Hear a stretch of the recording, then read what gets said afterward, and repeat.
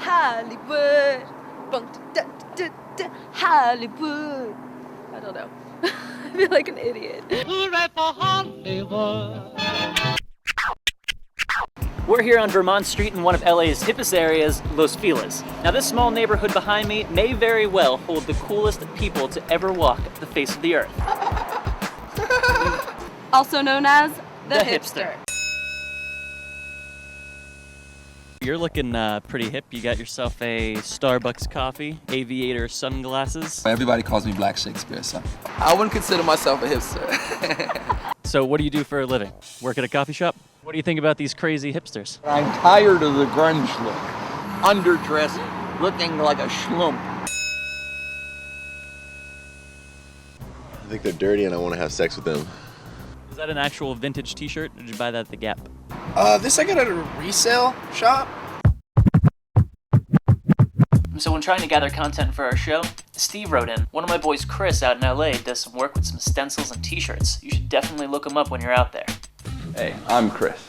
I cut stencils. I'm from LA. I go by Gigantic. We're in my home studio. I'm going to show you how to cut stencils today.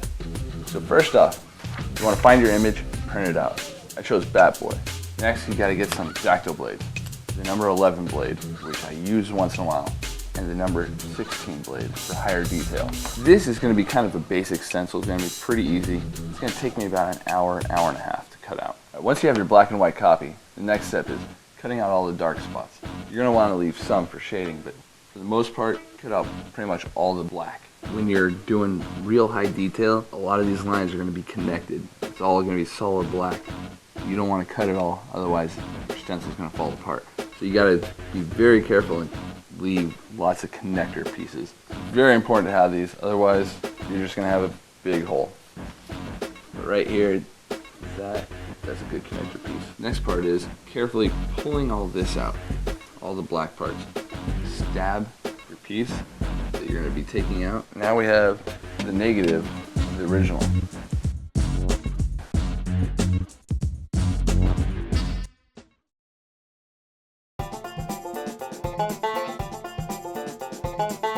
So, Banger, what do you think of Threadheads?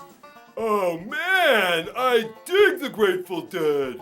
No, not the Grateful Dead. It's Threadheads. It's a show. It's, on now. Shows? Man, I went to a lot of Dead shows. I really miss Jerry. Are you even listening to me? Do you know where we are? We are at the network ThreadBanger, watching the show Threadheads, and I need a little input on if you like it or not. Oh man, we did way too many drugs.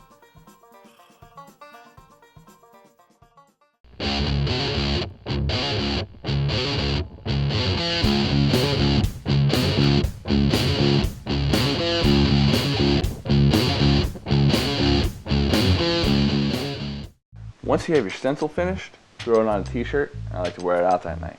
You can place it anywhere you want. I like the top corner, up on the right breastplate. It's a little more creative. And I also like being close to Bat Boy. Laying down some old papers, so that way we don't have any overspray onto the shirt. Now that you have your newspaper all around the stencil, you're able to start spraying. After you've done one light coat, do one more, so it's gonna be real dark. You're gonna have yourself the coolest Bat Boy shirt on the block. And one thing before we go, you're gonna wanna hand wash your shirts. That way the color stays in there a lot longer. Every time I sport one of my stencil shirts, everybody's like, whoa, where'd you get that? That's really awesome.